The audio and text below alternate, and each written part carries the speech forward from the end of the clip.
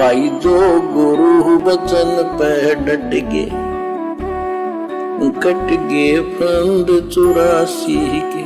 निर्विकार निर्भय तू ही और सकल वैमान,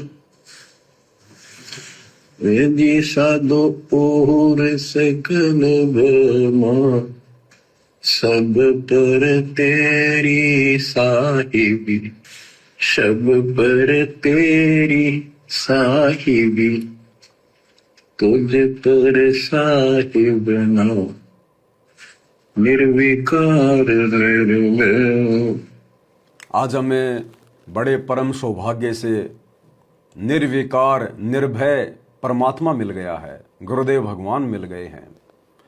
हम भगत भाई बहनों ने अब निसंशय होकर भक्ति पर लग जाना है। हमारे मन में भय व्याप्त नहीं होना चाहिए।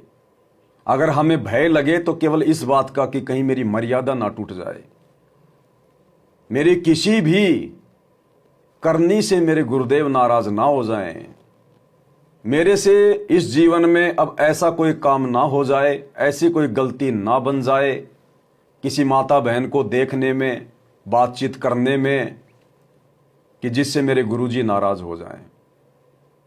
और गुरु को नाराज करने के लिए गलतियां गुरु के सामने करने की जरूरत नहीं है। अंतर्यामी एक तुम आत्म के आधार, जो तुम छोड़ो हाथ तो मोह कौन उतारे पार। चीटी पायल बाजे पैर, सतगुरु सुनता है सब लहर। ये अंतर्यामी है, कण कण में रमा हुआ है। इसका सीसीटीवी कैमरा 24 घंटे चलता है, अंधेरे में हर जगह। तो अब हमने उसी प्रकार से भक्ति मार्ग पर सावधानी के साथ में आगे बढ़ना है, बुरे कर्मों से डरना है। अन्यथा हम ऐसे समर्थ की शरण में हैं, ऐसे समर्थ सतगुरु की शरण में हैं, जिसकी शरण में ध्रुव था, प्रहलाद था, मीराबाई थी। और 10 साल का बच्चा प्रहलाद, कितना संघर्ष किया उसने, कितना उसने हिम्मत दिखाई, कितना धैर्य दिखाया। परमात्मा कहते ना, मेरे ध्रुव जैसी आस नहीं और प्रहलाद जैसा विश्वास नहीं। उस शब्द में यही समझाया गया है सभी आत्माओं का नाम लेकर कि कौन सी आत्मा ने कौन सी जो है वो दृढ़ता दिखाई। ध्रुव के पास विश्वास की ताकत थी, मेरे ध्रुव जैसा विश्वास नहीं।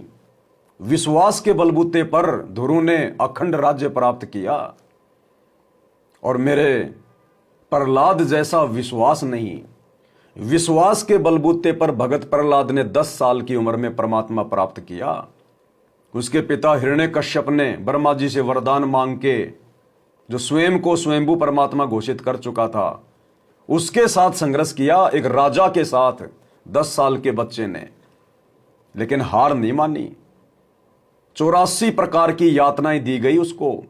कभी पहाड़ से नीचे गिराया जाता है तो परमात्मा नीचे फूल बिछा देता है, कभी उसको अग्नि में जलाया जाता है तो परमात्मा ठंडी हवा चला के उसकी रक्षा करता है, कभी उसको सर्पों के बीच में डाल दिया जाता है तो सर्प धूप में उसके ऊपर फन उठा के छाया कर रहे हैं, कभी उसको गरम गरम तेल के कढ़ाई में डाला जाता है तो परमात्मा उसको शीतलता प्रदान करता है।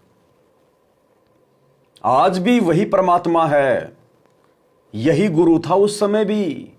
नरसिंह रूप धरे गुरु राया, हिरणाकुश को मारण दाया। नरसिंह रूप इसी गुरुदेव सतगुरु रामपाल जी परमेश्वर जी ने धारण किया था, कोई और नहीं था। यहां के विष्णु की बस की बात नहीं थी कि वो हिरण्यकश्यप को मार दे। तो यही गुरुदेव, यही परमात्मा। परमात्मा कहते हैं, सारे खेल हमने किए, हमसे मिले सो निश्चय जिए। इस सृष्टि में आपको जितने भी अद्भुत लीलाएं, अद्भुत घटनाएं दिखाई देंगी, सुनाई देंगी, भले वो चेहरा विष्णु का हो, शंकर का हो, ब्रह्मा का हो, अन्य किसी देवी देवता का हो, केवल चेहरा उनका है, बाकी शक्ति परमात्मा की। ये सतगुरु स्वयं ही सारे कार्य करता है भक्ति को जीवित रखने के लिए, लोगों के दिल में धर्म की ज्योत जलाए रखने के लिए, लोगों के हृदय में धार्मिकता को बनाए रखने के लिए। यही गुरु, और आज हमें यह परमात्मा साक्षात मिल गया, ओरिजिनल रूप में मिल गया। कोई मुखौटा लगा के नहीं आया, साक्षात अपने सतलोकीय रूप में गुरुदेव धरती पे प्रकट हैं। तो आप और हमने हर प्रकार से एकमात्र आशा भी अपने गुरुदेव से लगानी है और विश्वास भी अपने गुरुदेव पे ही करना है।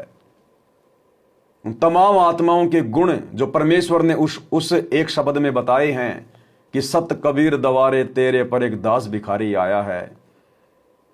मीरा ने क्या किया, धर्मदास ने क्या किया, नरसिंह जी ने क्या किया, धन्ना जी ने क्या किया, बाजिद ने क्या किया, नानक जी ने क्या किया, अर्जुन सरजुन ने क्या किया, ध्रुव ने क्या किया, प्रहलाद ने क्या किया। वो सारे गुण आप और हमने अपने ऊपर धारण करने हैं। कभी किसी सत्संग में परमात्मा दया करेंगे, यदि उस शब्द का विशेष जिक्र आएगा तो परमात्मा खुल के विश्लेषण करवाएंगे। तो इस कदर हमने गुरुदेव पर समर्पित होना है। थोड़ा सा जीवन है, ज्यादा दिनों की बात नहीं है। भाई जो गुरु बचन पे डट गए, कट गए फंद 84 के, कट गए फंद 84 के, कट गए फंद 84 के। भाई जो गुरु बचन पे डट गए, कट गए फंद 84 के, कट गए फंद 84 के, कट गए फंद 84 के। भाई जो गुरु बचन पे डट गए,